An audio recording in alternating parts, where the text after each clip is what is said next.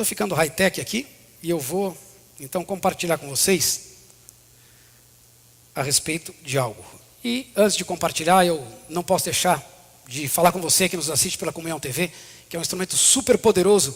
Seja muito bem-vindo em nome de Jesus, assim como aqueles que estão aqui, que o Senhor possa abençoar a sua vida hoje. Se você é pai, seja abençoado em nome de Jesus. Deus dê você sabedoria para guiar os seus filhos, a sua família, e que Ele possa tocar o seu coração também nessa noite, assistindo essa palavra juntamente com a gente. E eu quero colocar aqui o título para essa ministração. O título é Cidades Impertinentes. Impertinentes é um comportamento inconveniente, um comportamento inapropriado, algumas vezes descabido e até perigoso. E esse tipo de comportamento são vícios de práticas, de coisas que muitas vezes estão muito envolvidas em nós, muito próximas de nós, e que nós não temos voltado os nossos corações, as nossas atenções para a percepção desse tipo de atitude. Então, para começar, antes de compartilhar a palavra, eu vou aqui colocar para vocês, eu já estou no ar, estou aí, posso colocar direto o filme, será? Posso? Will you now please turn to page 508 for Enkeloheno? Okay, I'm sorry, Rafi, just hang on one second here. Guys, I got to just say this before we do this again, because it's really been bothering me. Enkelohenu. It's a joyous song. It's a prayer about praising the Lord, telling the Lord how much we love Him or her. But no matter what I do, I can't seem to be able to get you folks to sing it with any feeling. I mean, I brought in the band. That didn't work. I brought in my bongos last week. I think we can all agree that was a backward step. So this morning, I've decided to bring in a little outside help. Maury, if you would.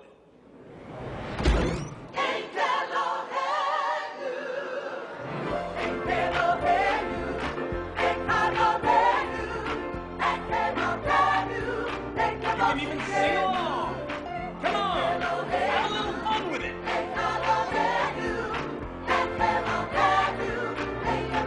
That's right, get up, get those butts out of the chairs, come on. Up in the cheap seats. I can't hear you up there, sing it out, come on. Over 70. Come on, all the young Jews.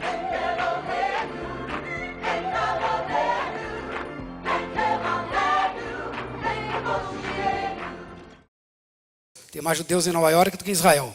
Vocês sabiam disso? Então tem muita sinagoga. E ele é um rabino jovem. E nesse filme aqui ele faz par com um padre. Né? São dois amigos de infância. Um é ordenado padre e o outro rabino. E ele está aqui diante da congregação. E o que ele disse para todos foi que essa canção, Eloheno, é uma canção que é a joia dos louvores. É um louvor de agradecimento e exaltação a Deus. E ele diz que ele tem cantado esse louvor na congregação, e a congregação não se anima no relacionamento com o Pai. Ele diz ali que ele providenciou uma banda. Não resolveu. Ele diz logo depois que ele trouxe os bongos dele, e tocou bongos, mas ele tem só um pé esquerdo, meio que tropicou, não deu em nada também. E aí então ele resolveu pedir uma ajuda externa. E trouxe o coral gospel do Harlem para dentro de uma sinagoga em Nova York. Algo absolutamente impensado para qualquer um.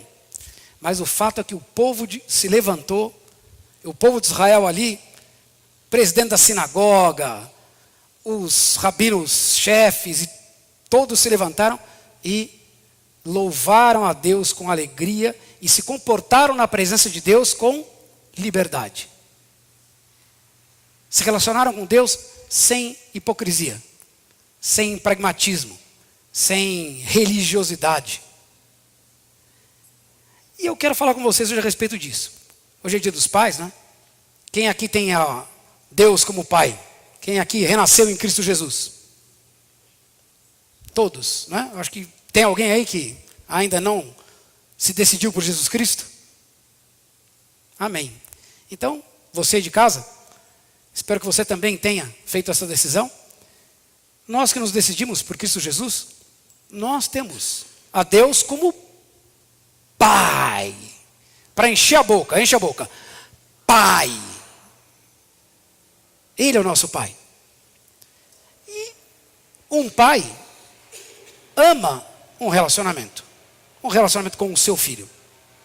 E o nosso Deus, ele escreveu 66 livros expressando esse sentimento. O desejo dele de se relacionar conosco. E de que nós tivéssemos esse mesmo prazer, essa mesma alegria em se relacionar com ele. Mas algumas vezes o nosso comportamento nesse relacionamento acaba não sendo muito saudável. Não sendo um comportamento muito ajustado, muito adequado. Por isso eu disse cidades impertinentes, né? Comportamento inconveniente, inapropriado e descabido. Algumas vezes perigoso. Aí eu queria convidar você para abrir a sua Bíblia comigo no Evangelho de Mateus. Mateus 11. Nós vamos ler os versículos de 21 a 24 de Mateus 11. Dá para colocar aí, Vlad? Não, Lucas, né? Por favor. Mateus 11, 21 a 24. Se você trouxe a sua Bíblia, convido você a abrir comigo. Se você não trouxe, nós vamos colocar aqui na tela, dá para você acompanhar também. Amém aí? Vamos lá, eu vou começar a ler. Diz assim: ai de ti, Corazim, e ai de ti, Betsaida, porque se em Tiro e em Sidom se tivessem operado os milagres que em vós se operaram, há muito elas se teriam arrependido em cilício e em cinza. Contudo, eu vos digo que para Tiro e Sidom haverá menos rigor no dia do juízo do que para vós. E tu, Cafarnaum, porventura será levantada até o céu? Até o inferno descerás? Porque se em Sodoma se tivessem operado os milagres que em ti se operaram, teria ela permanecido até hoje. Contudo, eu vos digo que no dia do juízo haverá menos rigor para a terra de Sodoma do que para ti. Só para lembrar a todos, eu não sei se a sua Bíblia está escrita em vermelhinho quando Jesus quem fala, mas nesse caso quem fala é Jesus. Então, não fiquem alarmados de eu estar lendo isso com você hoje no Dia dos Pais, de estar compartilhando com vocês o significado dessas coisas. Mas Jesus as colocou para que você acendêssemos um sinal de alerta, uma mudança, uma transformação de comportamento a algumas coisas que vão se infiltrando em nós e que nós vamos ficando insensíveis. Se nós confrontarmos o que nós vimos no filme com o que nós lemos, nós vamos encontrar aí um padrão de comportamento. Essas pessoas, elas iam à sinagoga, e vão à sinagoga, diferentemente de nós, eles vão todos os sábados, para nós são os domingos, para eles são os sábados, né? Os sábados são do Senhor, eles não fazem nada, absolutamente nada.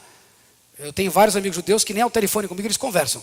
Se há uma necessidade de conversa, eles falam com a empregada fala comigo, e eu falo com a empregada fala com eles. Moram todos no primeiro andar, nos mais caros apartamentos, porque eles não podem fazer nenhum tipo de esforço no sábado, e vão à sinagoga, e ofertam, dizimam, e enfim, tem a cadeira cativa deles lá, comprada. Mas se tocar um Eloheinu lá, você não vai ver ninguém se mexer, ninguém sair do lugar. Eles conhecem Deus através daquilo que os rabinos passam para eles. Eles conhecem Deus de ouvir falar. E esse padrão de comportamento incomodou aqui o rabino do filme. E esse mesmo padrão de comportamento incomodou Jesus. Jesus está dizendo aqui, nesse texto, claramente, eu não tenho me agradado do comportamento de vocês. Eu não tenho percebido em vocês liberdade, alegria e disposição para valorizar o relacionamento entre vocês e o Pai. Vocês têm deixado a desejar. Vocês não encontraram isso no texto? Encontraram? Não, né? Nós vamos encontrar juntos. Nós estamos vendo aqui homens e mulheres apáticos, indiferentes, mecânicos, pragmáticos. Gente que tem perdido a espontaneidade e a alegria diante do Pai. Povo de Deus que está se esquecendo quem é Deus. É um padrão de comportamento que, como eu disse muitas e muitas vezes, vai passar desapercebido na minha vida e na sua vida, mas que desagrada profundamente ao Pai, a ponto de Jesus nos alertar. E Jesus destaca aqui nesse texto 3 tipos principais de comportamento, desse padrão de comportamento. Eles são representados justamente pelas 3 cidades aqui citadas. Vocês lembram das cidades? Não? Vamos começar pela primeira então. A primeira cidade que nós vamos ver aqui é a cidade de Corazim. A cidade de Corazim, ela tinha uma característica. E essas características que nós vamos ver aqui de cada cidade, ela remete justamente ao povo, ao grupo de pessoas que compunham aquele povoado e aquela cidade.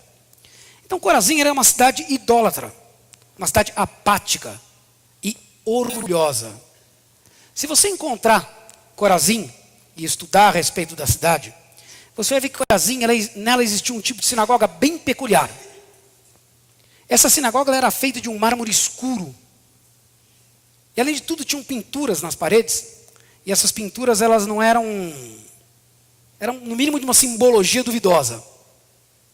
E o interessante é que em Corazim, uma das pinturas que tinham na parede era a seguinte. Era uma cena de pessoas do povo esmagando a uva e se aproveitando, se esbaldando no sumo. Sabe esmagar a uva com os pés para fazer o vinho? Era essa cena e o povo se esbaldando. Parecia uma guerra no meio do vinho, no meio da uva. E havia também uma coisa bem interessante lá em Corazim. Havia um trono onde se assentavam os mestres mais famosos da sinagoga. Vocês já viram como são as sinagogas, não? Alguém conhece uma sinagoga por dentro aqui? Conhece? Nas sinagogas desses lugares aqui, eu estava mostrando uma fotografia, para quem foi? Para o Caio? Uma fotografia minha do Ares de 1999, quando nós compramos juntos essas cadeiras azuis aqui. Estava um frio de menos 27 em Nova York na fotografia, falei para ele. Sensação térmica de menos 42. Mais ou menos igual essa sinagoga aqui, gelado. E nós tínhamos estado antes comprando as cadeiras e depois elas ficaram guardadas um tempo lá nos Estados Unidos e nós trouxemos para cá. E, enfim, as sinagogas, essas cadeiras azuis que nós temos aqui, elas não foram compradas, assim como nós fizemos, e colocadas. Nas sinagogas, as cadeiras, a construção da sinagoga se dá, e as cadeiras são feitas e montadas, e tudo é montado com a contribuição, como nós fazemos. E, na verdade, cada lugar depois é comprado pela pessoa que vai ocupar ele como uma cadeira cativa eterna. Então, os que têm mais posses compram as cadeiras mais caras e sentam nas primeiras filas. Os que têm menos posses vão sentando lá para trás até ficar a turma lá do fundão. Tem a turma do gargarejo, custa um preço. E a turma do fundão custa outro preço. E se você chegar na sinagoga, tem lá o nome de cada pessoa proprietária da cadeira nas costas da cadeira. Cadeira fulano de tal, cadeira ciclano de tal. E tem as cadeiras onde se sentam o principal da sinagoga, o mestre, o presidente da sinagoga, o rabino-chefe, o rabino auxiliar. Todo mundo tem um trono. E essa sinagoga tinha um trono especial, que era o trono onde assentavam os mestres famosos da sinagoga. De modo que Corazim representa no nosso relacionamento com Deus, onde Jesus está nos tocando, um tipo de comportamento infelizmente muito comum nos dias de hoje. Não aqui na comunhão cristã. Vamos falar assim, no mundo evangélico.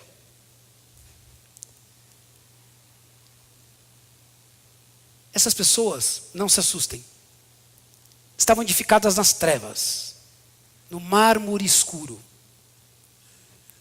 Gente sem arrependimento genuíno. Gente que volta e meia torna as velhas práticas sem nenhuma cerimônia. Vocês já viram isso em algum lugar, não? Já? Vocês estão mudos, calados, gente? Olhem para mim. Vocês querem relaxar? Você sabe o que acontece na sinagoga para comprar cadeira, não? Estavam reunidos 3. Um pastor,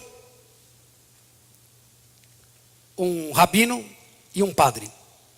Eles estavam arrazoando, discutindo entre si a respeito de como era a divisão das ofertas. Como é que você faz? Como é que você não faz? Como é que você deixa de fazer? E aí o padre disse, vou falar para você como é que eu faço. Eu pego as ofertas, desenho um círculo no chão, jogo para o alto, o que cai dentro do círculo é meu, o que cai fora do círculo é de Deus. O pastor falou, puxa, eu faço parecidíssimo. Desenho o círculo, faço igual você. Só quando eu jogo para o alto, o que cai fora do círculo é do Senhor, o que cai dentro é meu. Ah, é? E você, rabino? Quase igual. Eu pego as ofertas e jogo para o alto. O que Deus pega é dele, o que cai é meu. Edificado nas trevas, não é? Volta e meia o cara volta no comportamento do passado. O Ares citou isso no domingo de manhã passado aqui. É uma coisa que é difícil a gente admitir, mas quando nós conhecemos pessoas que tiveram problema com dependência química, principalmente dependência química, que é muito evidente, né, hoje na nossa sociedade, pessoas que foram envolvidas com álcool ou com drogas, até mesmo com cigarro, né? Eu sou um ex-fumante de muitos anos atrás. 27 anos que eu corro, 27 anos que eu deixei de fumar. E foi uma libertação e tanto. Pode não parecer para alguns, mas é uma dependência química também. Nicotina é um negócio nocivo e perigoso. Agora, quando você se liberta disso, por muito e muito tempo, eu não sei quanto tempo, se o tempo todo, você tem que se manter afastado dessas coisas. Porque a chance de você voltar a derrapar no mesmo defeito, no mesmo problema, é gigantesca, é enorme. Enorme. Quando um de nós tem propensão, ou tem uma área da nossa vida que foi transformada em Cristo, uma área fraca, uma área problemática, e que uma vez que decidimos por Cristo, reconhecemos, submetemos a Ele, tendo a chance de ser transformado, se a gente não cuidar daquela área, se a gente não cuidar do nosso comportamento, existe uma chance enorme de voltar a derrapar naquela área. Eu vou dar um exemplo para vocês assim, muito claro, muito fácil, que talvez vocês entendam o que eu quero dizer. Eu tenho um pastor amigo meu, que compartilhou com a gente um princípio que eu pessoalmente uso. Eu uso para a minha vida. Ele diz, eu não ando no meu carro dando carona para mulher nenhuma, mesmo que seja uma membro da igreja. Quando eu ouvi isso a primeira vez, caiu no meu ouvido assim, pesado. Falei, que coisa mais religiosa, que formato mais esquisito, que cara mais, né, estranho. Ele disse, não, eu tive problema com mulher. Eu era um mulherengo contumaz. Eu era um viciado nisso. E hoje eu procuro evitar de todas as formas ficar próximo de uma situação. Ele diz, se por um motivo, ou uma necessidade, ou uma emergência, eu tenha que dar carona, eu passo a mão no telefone celular e ligo para minha mulher. Fulana, olha, estou aqui, estou dando carona para ciclana, e nós estamos aqui no carro, e a mulher já sabe, e ele começa a conversar, e conversar, e conversar. Durante todo o percurso ele está monitorado. Pode parecer exagero, mas olhando para o padrão de comportamento de cada um, você vai ver que existem áreas da sua vida que, se você não tomar muito cuidado, vai derrapar.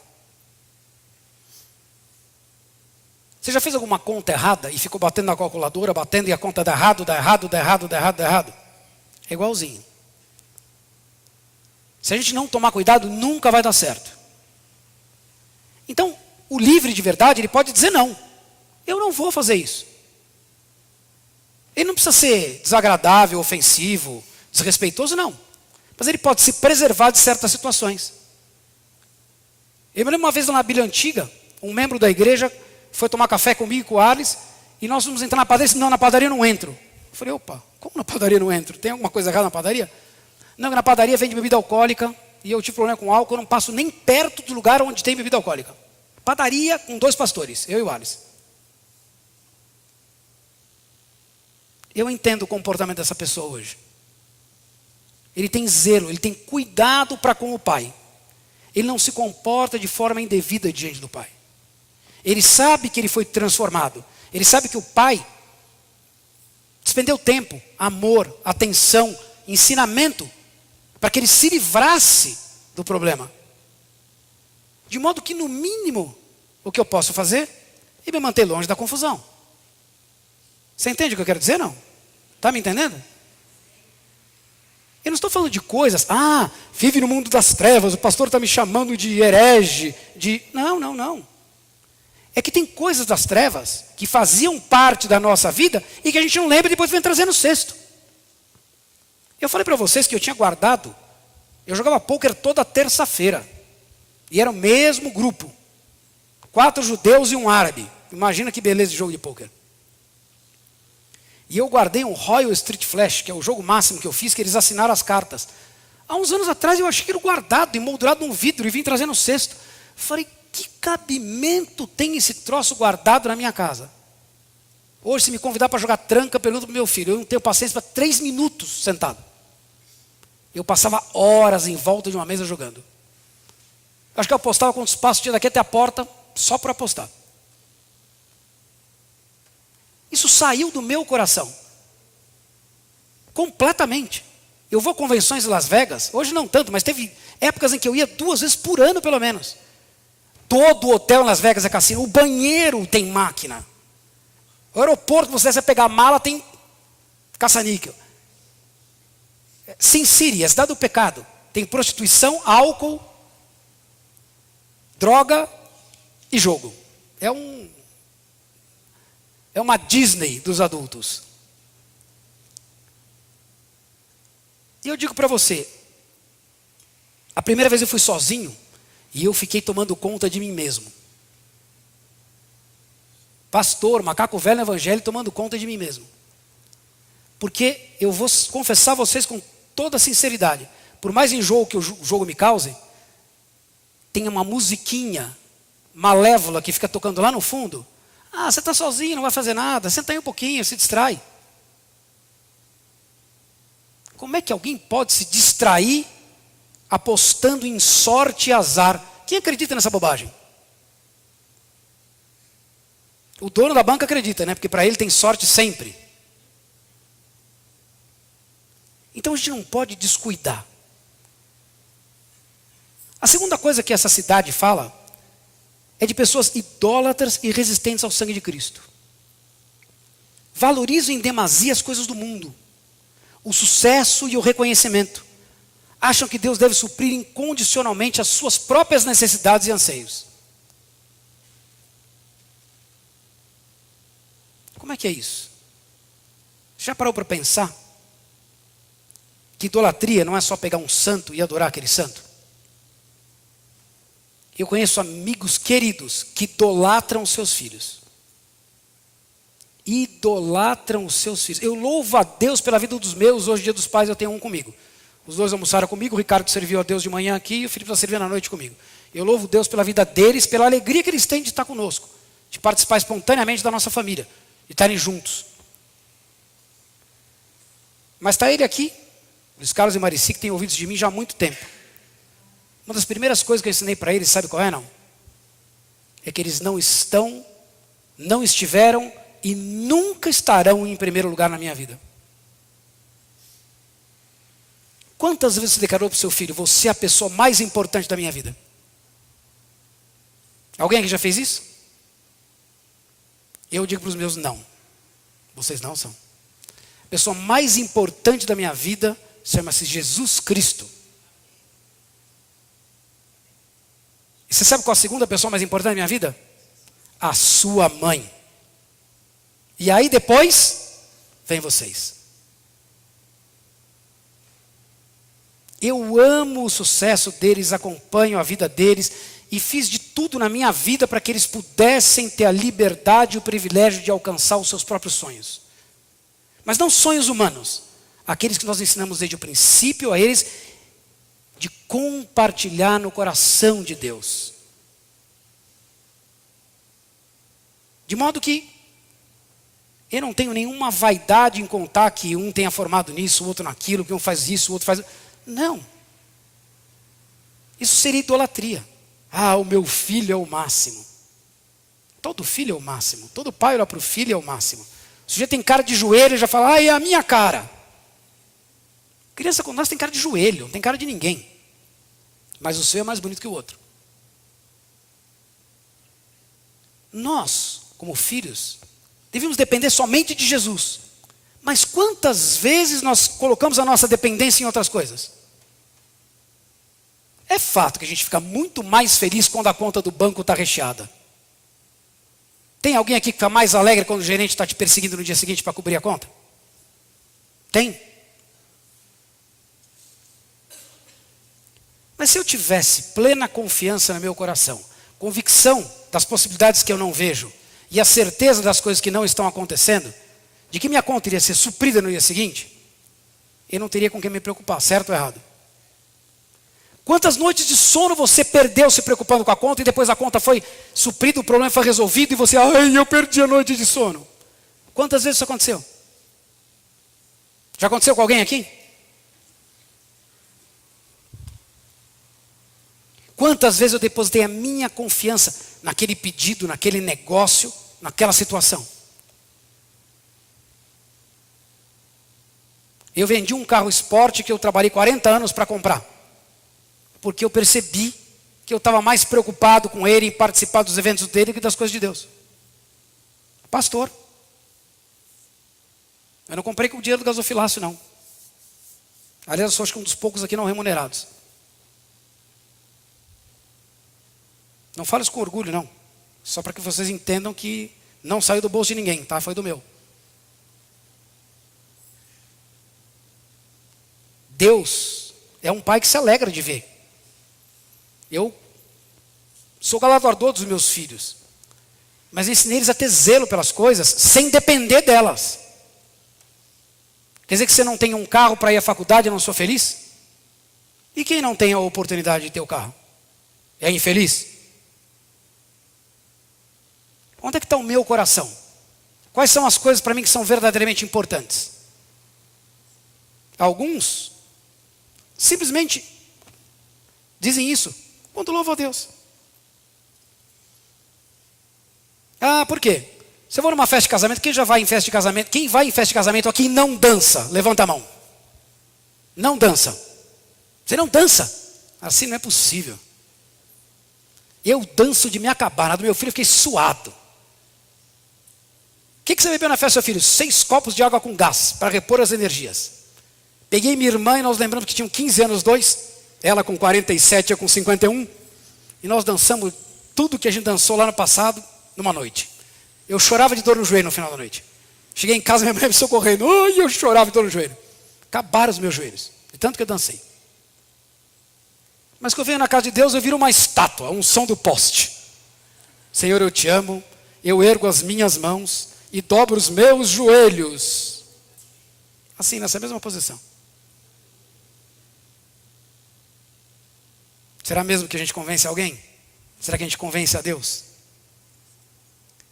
A gente pensa que idolatria, dependência, só vem de coisas assim horrorosas. Mas o dia a dia é muito mais próximo. Nós resistimos ao sangue de Cristo porque existem algumas coisas na nossa vida que a gente não quer que se afaste. Todo mundo aqui quer conhecer Deus, não quer? Mas quem quer morrer agora? Pode rir porque ninguém. Se tiver um suicida aqui, me chama que eu quero orar para a sua vida em nome de Jesus. Para com essa conversa, não é de Deus. É só uma maneira divertida de explicar que a gente é resistente ao sangue. Tem coisas na nossa vida que a gente não quer se apartar, não quer se afastar. Ah, não é tão mal assim. Também não é assim. E é isso que a gente vai dizendo no nosso relacionamento para Deus e construindo. Vai construindo um comportamento. Vai construir um comportamento junto comigo. Terceira e última característica de Corazim era o orgulho e o egoísmo. Eles eram centrados na vaidade e mantinham o poder do livre-arbítrio. Quem aqui ainda acha que tem livre-arbítrio? Levante sua mão. Porque se você tem, eu quero acabar com a sua festa agora. Se você entregou sua vida para Jesus, eu quero dizer que foi de forma espontânea que você fez. Mas isso que você pensa. Porque na verdade ele diz que ele comprou você. Você não foi para ele emprestado, nem doado. Você foi comprado. E comprado por um valor que ninguém mais pode cobrir. Certo ou errado? Às vezes me perguntam, todo mundo na vida tem um preço. Eu digo, é verdade, eu também tenho. Como? Você não é pastor? Pois é, só que o meu preço por ser pastor já foi pago. E quem pagou, amigo, você não tem cacife para cobrir. Eu já tenho dono. Então eu não tenho livre-arbítrio. Mas tem gente que acha que tem. Eu posso, eu vou, eu não vou. Tem gente que tem tanto livre-arbítrio que vem aqui e louva. Faz chover, faz chover. Né? Abre as comportas dos céus, faz chover. E aí quando chove o que acontece? Ninguém vem no culto.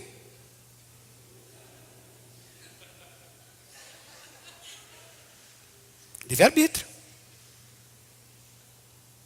Se eu não tenho escolha, meu querido, você já falou para o coordenador de pista do aeroporto, no dia de chuva, aquela tempestade caindo, um avião passando, e o cara escorregando na pista, não vai trabalhar? Ele, eu tenho patrão, você está louco? Vou perder o emprego? Tem gente que acha que tem livre-arbítrio. Orgulhosos, centrados na vaidade. Mulheres, prestem atenção. Comprar sapato é saudável.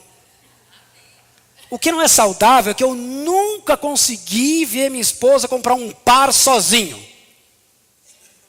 Eles são sempre acompanhados. Eu não sei o que há nessa coisa de sapato, mas é um espírito Imelda Marcos. A vaidade não há mal algum. O problema é que tem mulher que não sai de casa. Porque eu não vou na igreja hoje, olha como eu estou. Saiu uma espinha, eu estou descabelada, meu cabelo está branco. Não? Tem a Sueli para resolver cabelo branco, viu? E se cair o cabelo, quem vendeu o produto foi os caras da Marici. Então vocês dão neles. Mas tem gente que vai criando essa coisa da vaidade. Eu sou, eu faço, eu represento. Tem pastor que tem certeza que é dono do púlpito da igreja. Certeza absoluta. Eu louvo a Deus porque aqui nós fazemos uma distribuição que eu nunca participei de um negócio igual. Nós todos temos a mesma oportunidade o tempo todo. Vocês têm uma variedade de repertório e de cardápio que eu não conheço. Porque não existe esse espírito do egoísmo. Mas tem pastor que é egoísta. Não dá o púlpito para ninguém. Porque eu sou. Você nunca disse para você mesmo? Ah, se eu não estiver presente as coisas não resolvem. Se eu não estivesse aqui não tinha resolvido. Quem já disse isso? Qual turquinho, qual armênio não falou isso? Conta para mim. Papai disse, não abra mais lojinha porque não tem filhinho para botar no caixa. Não é isso? Que engorda o gado, o olho do dono. É. Como é que faz os caras que têm centenas, uma rede de lojas, de centenas de lojas? Põe um filho em cada caixa? Vai fazer filho para o resto da vida? Tem uma cadeia americana de sanduíches. Vocês lembram qual é, Felipe? Na Califórnia? Hã? Não, o In-N-Out é também, mas é aquela que não abre aos domingos. Bom, enfim, tem uma cadeia americana de alimentação, não sei se é sanduíche, mas é um fast food. Você passa nos shopping centers, ele paga multa em todos os shopping centers. Todos, sem exceção. Aí ele não abre no domingo. Por quê? Porque ele não negocia com as coisas de Deus. Ele não é egoísta. E quanto mais loja no domingo fecha, mais loja nova ele abre.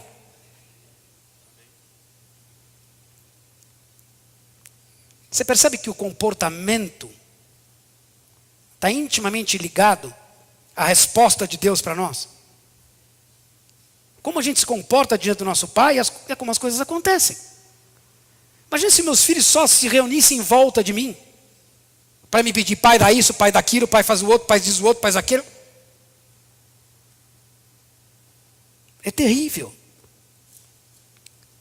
Segunda cidade que Jesus cita aqui, Betsaida. Você sabe que Betsaida é a casa de peixe. Betsaida é a cidade natal de Pedro, de André, Filipe. A maioria dos moradores de Betsaida, sabe o que eram?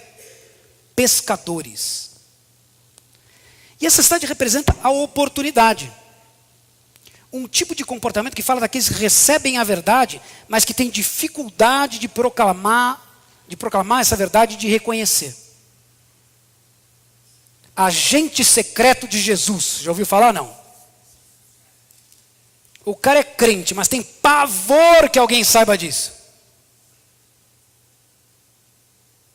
O cara se disfarça o tempo inteiro. Na igreja é uma borboleta solta, mas no mundo é uma ostra fechada. Se alguém falar, ele é crente, o cara fica vermelho. Não, eu vou na igreja de vez em quando.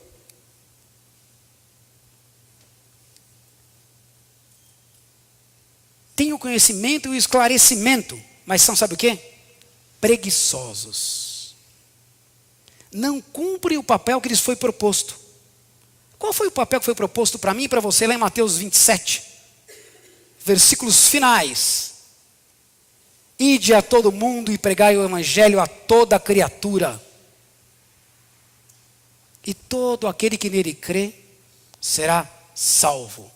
E vocês todos enfrentarão todo tipo de dificuldade, mas eu serei com vocês até o fim. Não é essa a minha comissão e a sua? Se a gente tiver passado por aqui e não tiver feito nada, mas nós tivermos dado a oportunidade de decisão, levado alguém a tomar a decisão, a ser convencido pelo Espírito Santo, por Cristo Jesus, cumprimos a nossa comissão. São 5 ministérios: apóstolos, profetas, pastores, evangelistas e por último os mestres, certo? Quais deles estarão nos céus exercendo suas funções? Nenhum. Mas você sabe quem vai estar exercendo função eternamente nos céus? Os levitas, que nós louvaremos ao Senhor continuamente, todos os dias. Nós aqui, nós somos preguiçosos. O ID é para todo mundo, menos para mim. Eu tenho um pastor amigo nosso, nós vamos ministrar várias vezes em Autônia. Eu ouvi o Eberson e a Andréia falando de Cuba, e mostrar a igreja de Cuba. Eu falei, aqui em Autônia tem uma igreja igualzinha, lá no meio do mato. Hoje o Senhor transformou em uma igreja muito diferente, muito próspera. Mas era uma igreja de... Cheguei a fazer casamento coletivo para 8 pessoas, todas ex-prostitutas. E ali era a igreja de ex-prostitutas e de boias frias. Então era um lugar... Você precisava ensinar higiene para as pessoas. Não tinham noção de nada. Mas essas pessoas foram alcançadas. E eu me lembro que ligou a sobrinha do pastor da igreja, meu amigo, e disse que o Senhor estava chamando ela para a África, querendo um trabalho missionário, se ele podia ajudar a enviá-la, e se tinha quem ajudasse a enviá-la. Ele falou, maravilha, eu vou trabalhar nisso sim. Mas para exercitar esse seu dom, venha para cá, para Autônia. Nós temos aqui um campo missionário grande, com os boias frias, com as prostitutas, venha para cá. Não, Deus está me chamando para a África. É bonito, né? É moderno, né? Dizer que eu sou evangelista indo para a África é moderno. É up to date. Na Autônia, ninguém quer ir em Autônia. Ninguém quer falar para prostituta. Ninguém quer falar para drogado. Não dá cartaz para ninguém. Preguiçosos. Preguiçosos. A outra característica dessa cidade é que eles eram mal agradecidos. Eles não reconhecem adequadamente o favor de Deus. retêm o testemunho e não honram o Messias em suas vidas. Já ouviu falar em olho gordo? Quem já ouviu falar aqui? Fat eye. Alguém já ouviu falar nisso? Olho gordo, né? Tem gente que não vem aqui e pede o microfone para dizer, olha, o Senhor fez isso na minha vida. Semana passada eu pedi o microfone para o Ares e dei um testemunho aqui em nome do meu filho. E falei de coisas, detalhes aqui, que poderiam, aliás, nos expuseram. Podia ter gerado olho gordo. Mas eu não falei com o intuito de que as pessoas ficassem a par daquilo que acontece, ou transita pela nossa vida. Eu falei no sentido de glorificar a Deus porque Ele foi o Senhor do livramento de todas as coisas. Inclusive porque eu disse que ele estava num carro blindado e estava sendo assaltado e ficando sem o carro blindado. Na hora que ele desceu do carro blindado. E o ladrão não conseguiu levar o carro, nem deu um tiro nele, nem na esposa. Porque teve todas as oportunidades, vocês possam imaginar fazer isso, porque provocações foram todas. Quando nós fazemos isso, nós não estamos contando aqui que eu ando de carro blindado. Eu estou contando que quem salva, quem me blinda é o Senhor Jesus. Eu e você, nós temos que dar o nosso testemunho para que Ele seja glorificado em nós. As coisas acontecem em mim e em você para fortalecer a fé dos outros. É muito importante quando a gente tem notícia de alguém que conquistou, que venceu, que foi liberto, curado. Isso fortalece a minha fé. Não fortalece a sua? Mas tem gente dormindo.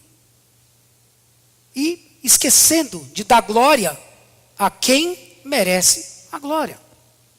Lembra de comprar ou de contar um monte de outras coisas a respeito de outros. Não vou chamar de fofoca, eu vou chamar de interesse pela vida alheia. Mas não fala a respeito das bênçãos de Deus. Das coisas que Deus tem feito na própria vida, com medo do quê? Eu vou contar, depois seca. Nunca ouviram isso? Eu já ouvi isso um monte de gente dentro da igreja. Vocês nunca ouviram em casa alguém falar isso?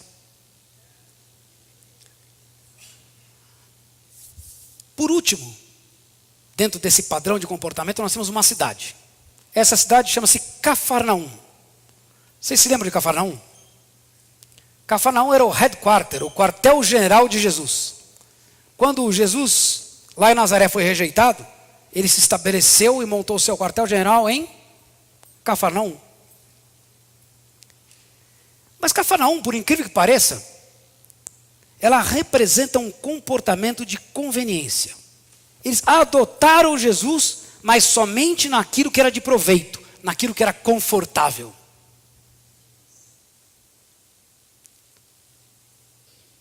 Porque veja bem, quando você vem para Jesus, tem um monte de coisas que são convenientes. Um monte de coisas que te geram conforto. Mas tem outras tantas que você não quer nem ouvir falar. Não é assim? Eu me lembro de uma moça que servia com a gente no louvor. Ela não cantava a música quebra-coração. A começar em mim, quebra corações. Lembra dessa música? Ela não cantava. Sabe por quê? Ela não queria que o Senhor quebrasse o coração dela. Dá para louvar do lado de alguém assim? Crente velha. Não é crente nova não. Tem gente que não abre o coração porque quer ficar numa zona de conforto. Já aceitei Jesus, meu nome está no livro da vida. Quando eu preciso de alguma coisa eu peço e Ele me dá. E está tudo muito bem assim. Que belo relacionamento entre pai e filho, não é? Um pai de conveniência, para mostrar para os outros. Olha como meu pai é bacana, como ele é grande e poderoso. Para me arrumar uma casa legal, pagar minhas contas, curar minha doença. E a ele? Nada. Esse pessoal conhecia Jesus. Mas era muito legal ter Jesus lá, porque Jesus conquistava multidões. E fazia grandes milagres e prodígios. E ele estava sempre por ali. Os milagres, opa, isso é muito interessante para nós. Ter Jesus aqui traz grande evidência, movimento para a cidade. Tem gente, e me perdoem, isso é um pensamento meu, não é um pensamento da comunhão cristã não, meu. Eu acho que devia ser proibido fazer negócio dentro da igreja. Eu tenho horror a esse assunto. E experiências terríveis que eu enfrentei como pastor a esse respeito. E tem pastor que faz negócio com ovelha. Sabe qual é o nome disso? Conveniência. Tem gente que vem na igreja para se reunir com pessoas e conhecer pessoas e fazer lobby. E ainda tem reunião que se chamam reuniões de homens de negócio. Que diferença tem entre os de negócio e os sem negócio? Deus diferencia esse tipo de filho? Eu não entendo muito bem essa situação. Eu já dei centenas de testemunhos em reuniões da Donep, da Full Gospel. Amém por isso. Alcançando pessoas que têm um nível social, um padrão intelectual que muitas vezes não seriam alcançadas se tivessem me ouvido numa igreja. Mas nesse ambiente tiveram a oportunidade de discernir e decidir eventualmente por Jesus. Amém. Sem problema algum. Mas se reunir para depois, imediatamente no cafezinho, cada um ficar contando, porque ouviu do outro, porque você faz isso, eu faço aquilo, vamos juntar aquele outro, fazer o outro. Quem aqui já não ouviu falar ou já não participou de um dissabor de um negócio mal feito dentro da igreja? Eu falo que essa é uma opinião minha, porque a Bíblia diz exatamente o contrário do que eu estou dizendo. É sério. Quando o judeu abre um negócio, seja ele qual for, você sabe o que os outros judeus fazem? Imediatamente todos se reúnem para ir comprar no lugar daquele cara, para abençoar a vida dele, para que ele prospere. Mas nós não. Se um abre um negócio, o outro abre um igual para competir com aquele por pura competição. O que eu conheço de irmãos que grudam em dentista, em médico, para ter médico e dentista grátis, cabeleireiro grátis. Eu vou cortar o cabelo com a Sueli, eu pago, sabe por que eu pago? Ela quantas e quantas vezes que me abençoar. Eu digo, Sueli, eu quero ter o princípio de te abençoar e ser nisso abençoado. Porque é disso que você tira o seu sustento. E eu quero reconhecer isso pagando por isso. Porque eu reconheço assim. E não sentando o meu bumbum ali. Se eu tiver apertado, eu corto o cabelo que eu tiver mais comprido. E se eu precisar, Sueli, eu estou precisando desse mês, você pode segurar a onda para mim? Vocês conseguem entender o comportamento que eu estou falando, não? A Sueli não pode ser minha amiga de conveniência. Eu não tenho que me chegar a você porque você tem um dízimo mais bonito que o do outro. Isso não existe. Você acha que o pai olha como para essa situação? Lembra de Jesus na beira do gasofilácio? Só olhando para a cara de todo mundo? E o judeu fazendo maior firula, né? Pega o dinheiro, troca por um monte de moeda para fazer barulho. O gasofilácio tinha mais ou menos parece um megafone, né? E os caras jogavam moeda ali, que ele fazia um barulho até que na cesta. Olha quanta grana. Esse tá cheio do dinheiro. E ele saía lá sentar na cadeira dele. Bonito. Aí veio a viuvinha lá com um trocadinho, que é tudo que ela tinha.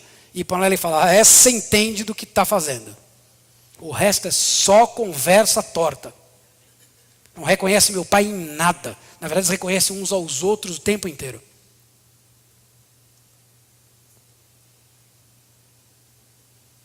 Outro comportamento é que nessa cidade tinha muita gente famosa e poderosa. Tanto que lá eles tinham uma centúria. Você sabe o que é uma centúria? É uma reunião de 100 soldados romanos que faziam a guarda da cidade. Era um quartel especial destacado para aquela cidade. E tinha também uma coletoria. Se tinha coletoria é porque tinha imposto para recolher. E não pouco. E ali era um ajuntamento de pessoas que buscavam fama e reconhecimento. Que usavam as posses como uma forma de manipulação. Para obter uma posição. Gente que gosta de ser reconhecida. que faz de tudo para ser reconhecido. Tem gente que só falta pendurar uma melancia para que Deus reconheça. E eu quero te lembrar que se você almeja fazer aquilo que você não foi chamado por Deus para fazer, tudo aquilo que você fizer é considerado por Deus, sabe o quê? Obra morta. Obra morta. Não adianta, você pode fazer o melhor, o seu melhor, da melhor forma, aliás, com a melhor das intenções, com um plano especial. Só um parênteses. O plano pode ser ótimo, mas não quer dizer porque é ótimo que é um plano de Deus. E pode ser obra morta. Mas as pessoas na necessidade, no afã de serem reconhecidas, de terem uma posição, elas fazem de um tudo. Eu não estou dizendo para você se voluntariar na igreja, por favor. Pelo contrário, louvo a Deus pela vida daqueles que aqui trabalham e se dedicam. Isso é uma igreja de Uperete, já peguei essa história para vocês e espero que tenha entrado no coração. Se não entrou, tem lá a mensagem gravada. Mas tome cuidado para que aquilo que você faça seja feito para que Deus seja glorificado e não para que você seja reconhecido. Eu não tenho nenhuma alegria que depois da ministração alguém vem, puxa pastor, que pregação, hein? Eu digo, aleluia, esse tapa nas costas acaba de tirar de mim mais ou menos uns 2 quilos de ouro no céu. O tapa nas costas dura quanto tempo, agradecer? Por mais sincero que seja, quanto tempo durou? 30 segundos? O ego ficou assim massageado por 10 minutos. E Deus fala, meu querido, eu fiz mula falar. Por que você não falaria? Eu convidei os caras amarecidos e disse assim, hoje à noite quem vai ministrar é o Espírito Santo, mas o microfone é meu. Não é essa a verdade? Eu sou só um microfone, só um canudinho. Então não adianta a gente reter a glória para nós. E tem gente retendo a glória para si.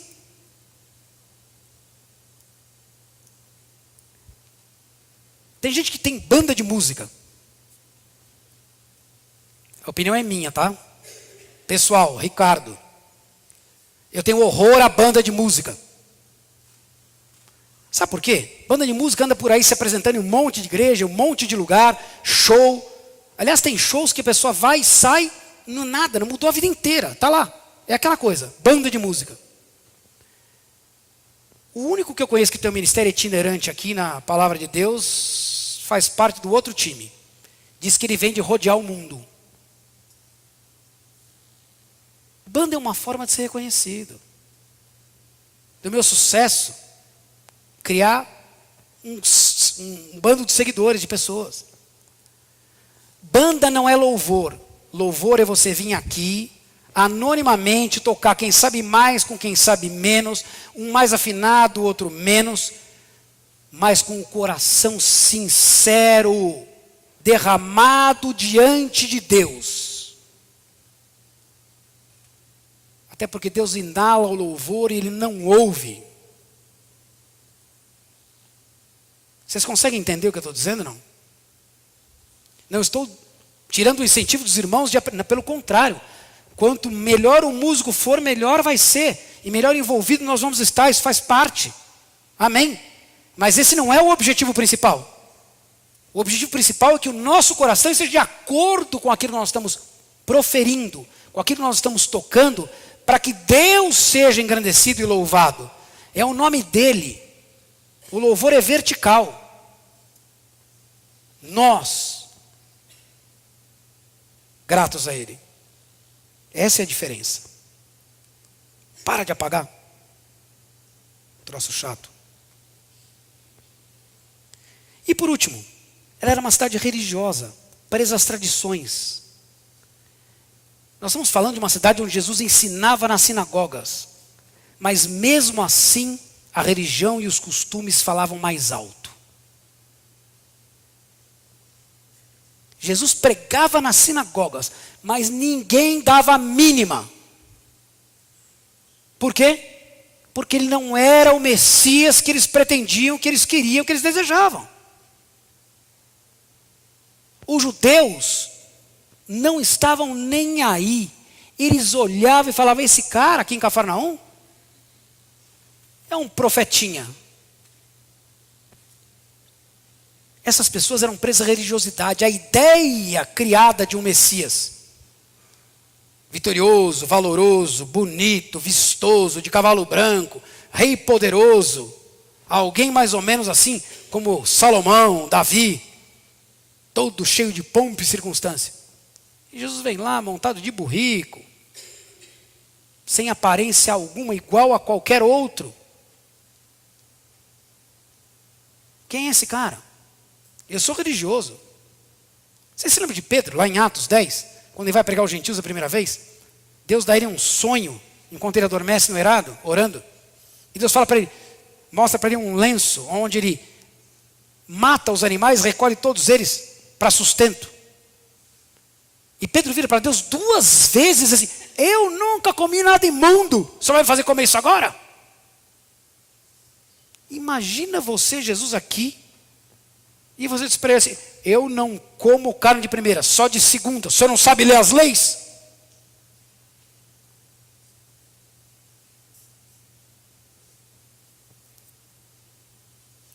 Tem gente que é religioso, tem gente que só sabe se mover desse jeito. Tem pessoas que vêm à igreja e acham que são, sabe por quê? Porque foram batizadas no líquido amniótico. Crente que tem o avô que era isso, o bisavô que era aquilo, o pai que era o outro, e eu nasci no banco da igreja. Todo torto. Você pega a vida do sujeito inteira de ponta cabeça. Mas eu fui batizado no líquido amniótico. Cheio de religiosidade. Acho que porque o pai, o avô, a família, todo mundo fez, ele também é o máximo. Meu avô era mestre. Meu pai contramestre. E o pai do meu avô era o dono da igreja. Eu já vi filho de pastor falar, meu pai é o dono da igreja. Cala a boca, seu moleque chato, que dono da igreja. Mas tem gente que acha isso. Tem gente que tem cadeira cativa, igual os judeus. Aqui é meu, ninguém sai, eu vi primeiro. Ninguém tasca. Se eu sento aqui, ou se eu sento ali,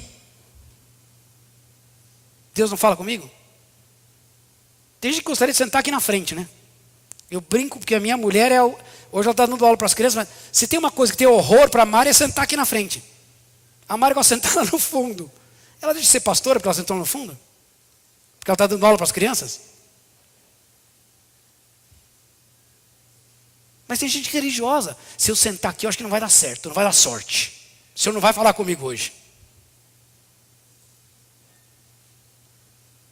E tem gente que acha que é sócio fundador da obra. Já ouviram falar? Eu estou aqui desde que a obra foi fundada. Eu sei de tudo. Eu conheço tudo. Nunca ouviram isso? Eu conheço o Soares desde que ele pregava mal. Gente, eu já ouvi cada barbaridade que vocês não podem imaginar. E eu realmente, quando olho as minhas ministrações, aliás, eu ministrei essa passagem aqui, na mesmíssima data, em 2005. Fazem 8 anos. Raramente eu trago uma mensagem de novo. Essa senhora vem trabalhar no meu coração de novo já há algum tempo. Fazem 8 anos que eu trouxe essa mensagem. Mas eu vejo que ela é moderníssima até hoje. Ou não? Sim ou não? A palavra de Deus é viva e eficaz e ela se transforma. E é impressionante como ela vai tocando a nossa vida e nos lembrando das coisas que nós vamos nos esquecendo. Que vão entrando no dia a dia e quando a gente vê, já foi, já virou lugar comum. Gente, o que eu estou falando aqui é de uma coisa muito, muito simples. É um alerta muito claro. Vocês se lembram das pessoas lá no filminho? O pessoal no templo que diz que ama a Deus, louva a Deus, está diante de Deus. Mas como é que eles estão? Todo mundo duro. Eloheinu, Eloheinu, e todo mundo duro. Um dorme, o outro sentado. O coitado do pastor ou do rabino trouxe lá a banda, trouxe o bongô, deu cambalhota no palco. Teve que pedir uma ajuda do céu, né? Veio o coral gospel do Harlem lá para poder trazer um avivamento para a sinagoga. Será que a gente vai precisar trazer o coral gospel do Harlem para todo mundo louvar a Deus com alegria e sair do lugar?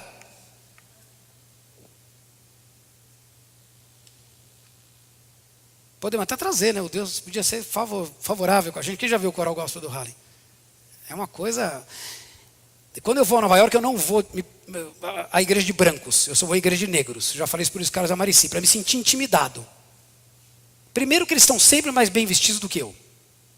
É uma coisa assim, é um desfile para Deus, que é uma coisa que não é para eles, é para honrar Deus. Eles vão para roupa de ver Deus, para Deus vê-los. E depois quando eles cantam, quando eles louvam a Deus, eu fecho a minha boca porque me sinto uma ameba. Porque qualquer um deles podia ser solista em qualquer lugar assim. É impressionante. E tem uma presença de Deus no louvor, é uma coisa que você não consegue se mexer, você fica assim, ó.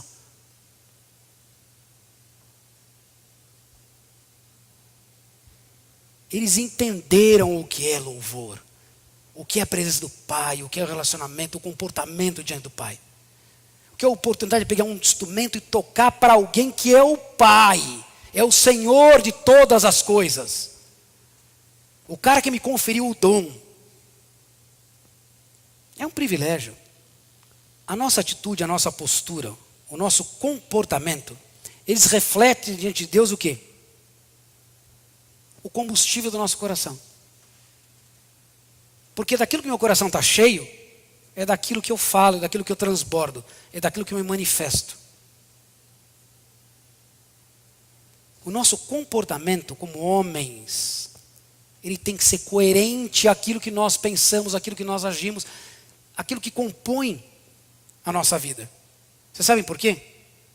Porque eu sou enganável, eu não sei você. Se você contar uma história bem contada, bem elaborada, é provável que eu caia nela.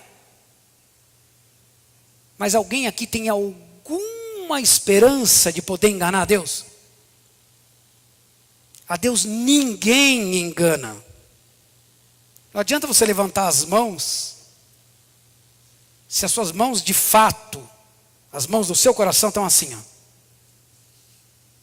Você acha que Deus não sabe disso?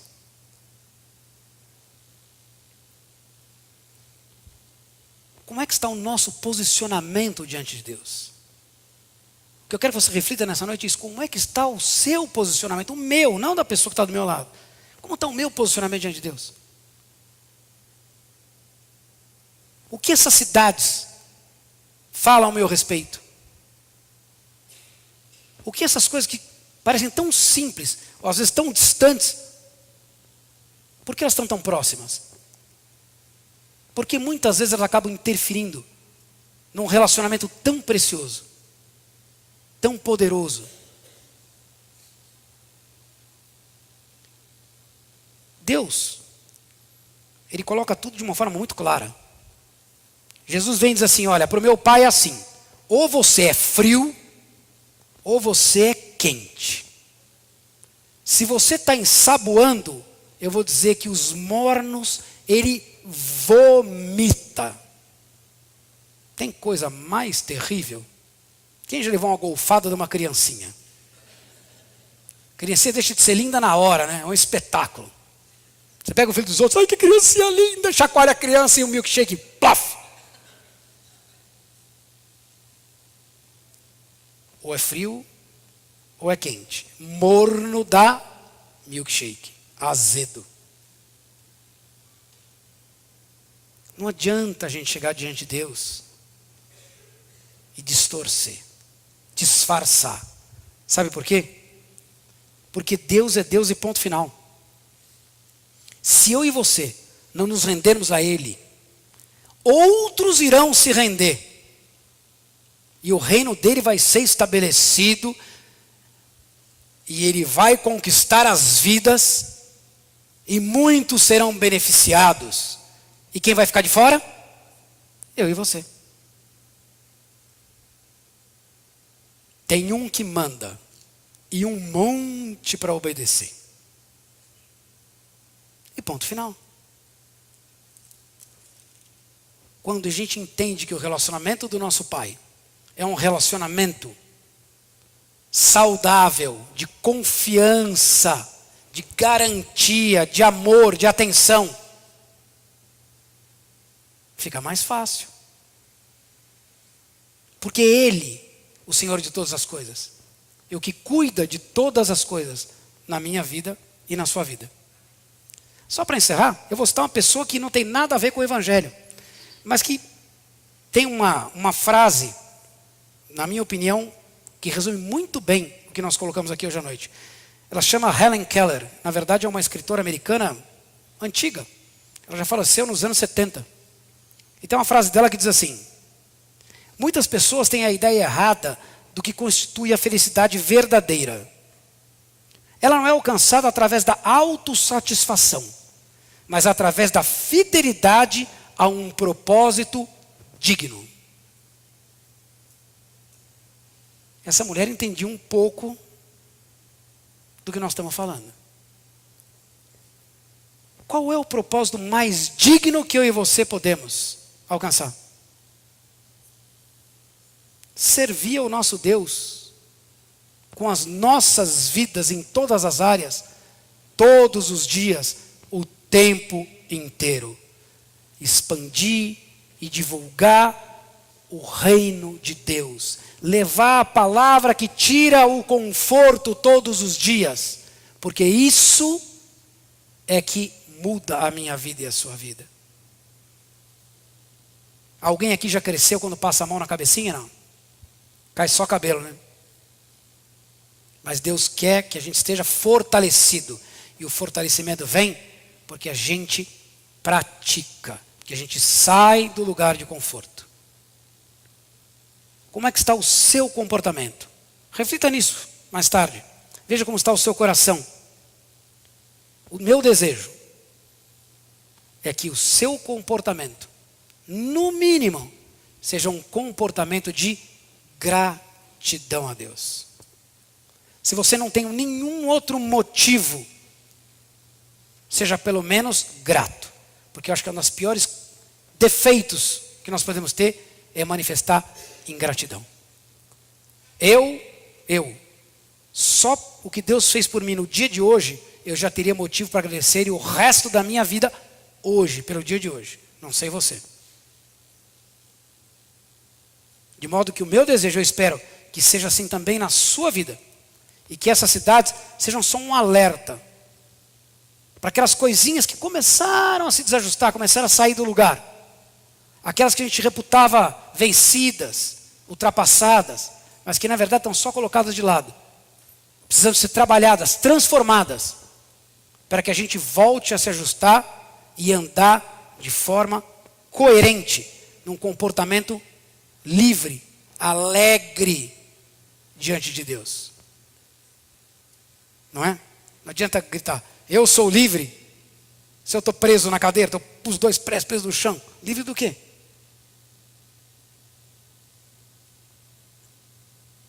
Amém? Vocês não ficaram muito chateados hoje não, né? Hã? Então tá bom. É bom porque Dia dos Pais nós vamos aprender a nos comportar como filhos dignos diante do nosso Pai. Amém?